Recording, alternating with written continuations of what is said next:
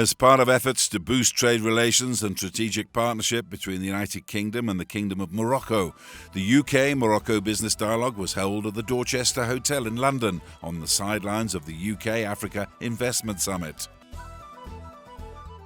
We have many investment in Africa. Morocco has become the second African investor in the continent and the first African investor in the Western Africa. So we have invested in many countries thanks to the vision of His Majesty the King Mohammed VI that has spent more than 50 travels all around Africa during the last 10 years, and we have signed more than 1,000 agreements, and between those agreements we have projects, huge projects. Today we are present in 40 out of the 54 African countries. We are now trying to invest more in Eastern and Southern Africa. We are very interested in pursuing our development in the banking and financial sector. We also are very interested in the renewable energy sector. That is a very important sector for Africa because Africa needs power and we have some kind of solutions. A lot we can do together. This isn't about one side exploiting the other side or taking advantage. The offer is complementary. There's a lot we can do to help Morocco on the educational offer and the skills offer. A lot you can do to sell even more, for example, soft fruit to the United Kingdom. A lot of our tomatoes already come from Morocco. There's great synergy there. There's much we can do to help on the green investment bond side of things, getting green finance in to help Morocco with the renewable objectives. Great complementary offers. Well, look, I, for example, only 2 weeks ago visited the Noor facility, the largest renewable plant in the world currently. Massively impressive. They've got huge plans to expand. I want to see British renewable technology in there, working with them in phase 2. And it's about joining up and making each other aware of the opportunities that exist. We have over 300 UK entrepreneurs that came today, that attend to this meeting, and we are very happy with that, to see that there is a big interest to the Moroccan investment, to invest in Morocco. We came with over 160 companies from Morocco, hoping to create new synergy, new business, knowing that UK now is turned to the African investment, and Morocco is one of the leaders in the investment in Africa. Altogether, you have the energy sector, the financial sectors, the education sectors from UK that are very important to us. The second step is that we're going to meet with the UK investors and companies to organize a business dialogue in Morocco so that they can see the tremendous infrastructure infrastructure that we have invested in the last 20 years. And Morocco is one of the leaders in the investment in Africa. We are the first investor in our continent. And we are tending to see and look for other, cooperation with Europeans, with UK, with Americans, with whomever can bring new hope, new investment to the continent.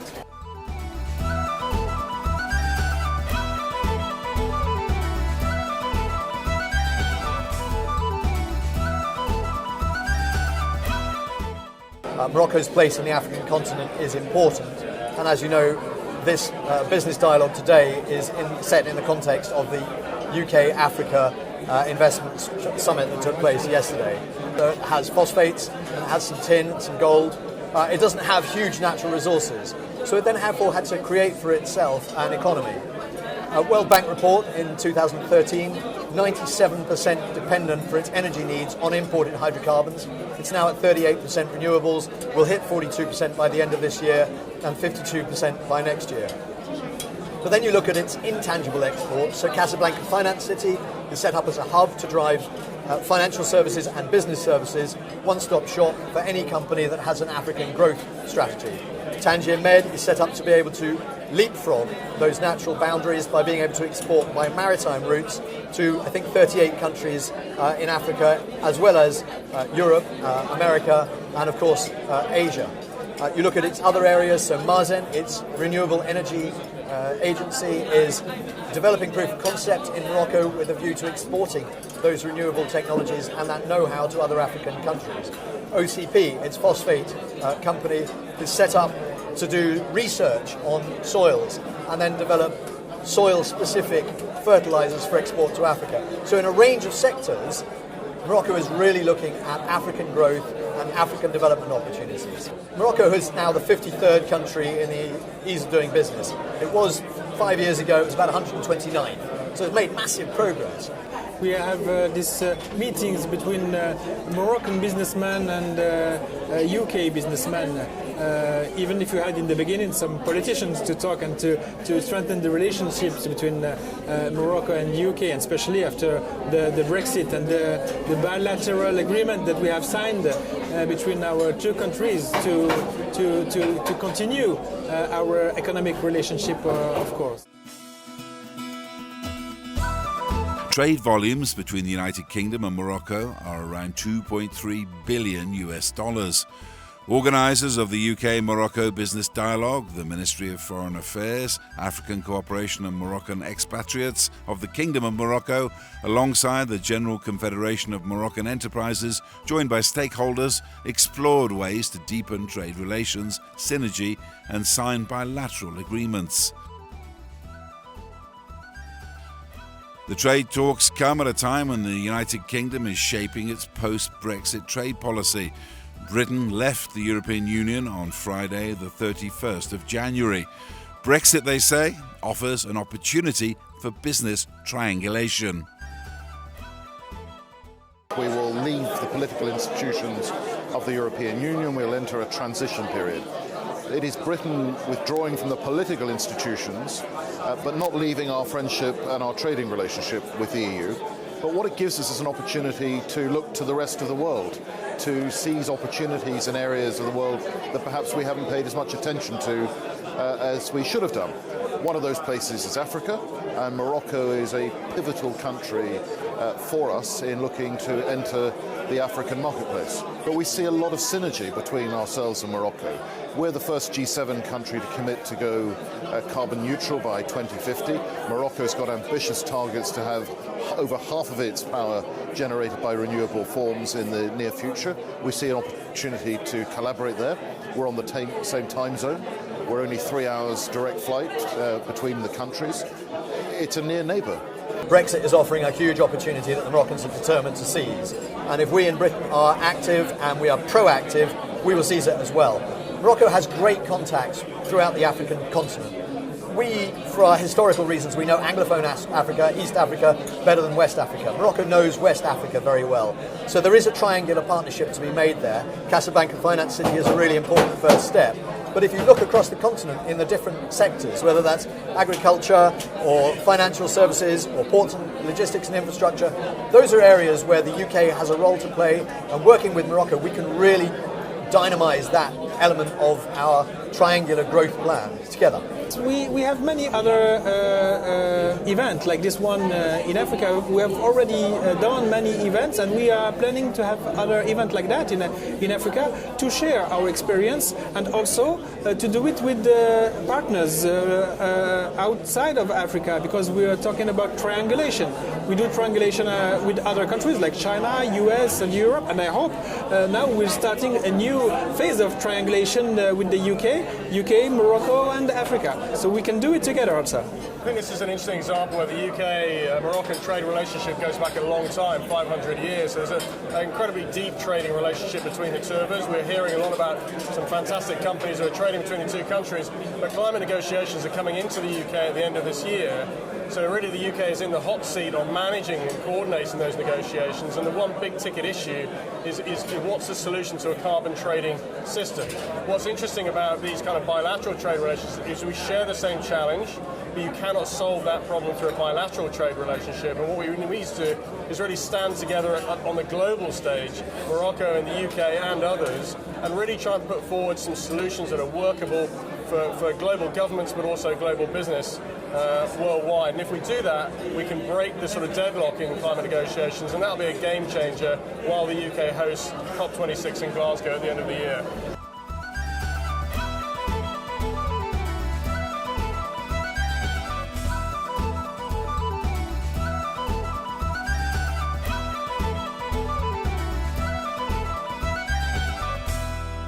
From my perspective as an investor, I can say that the investment environment has always been very friendly in Morocco, and what the government is now pushing is actually giving incentive and supporting people with the local team, local support, so people can navigate what sometimes is a new country for them. But it's a very investor-friendly destination. Having been all around Africa, it's by far probably one of the friendliest destinations on the continent, and it has nothing to envy to all of the major international investment destinations you might see in the Middle East, in Asia. So, you can, as the government representative was saying earlier, you can repatriate your capital, you can own 100% of your companies. There are some sectors where the government will give incentive for development, so everything is up for grab. And I think, the UK now is pushing for new trade with the continent, and Morocco is probably going to be one of the most welcoming and most, I think, easier to get accustomed to for a new investor. Well, I think it's very important for us to have the opportunity to talk to investors, but also to the government of the United Kingdom about how Morocco is, in a sense, very close to European standards, very open to business, and at the same time having a steady but rapid growth.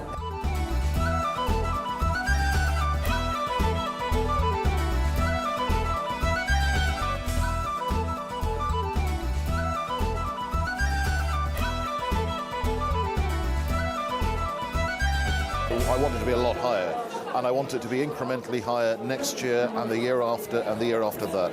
I want much more exchange of information and knowledge of the opportunities that exist in each marketplace. I want to see Moroccan business here, and I want to see British business in Morocco.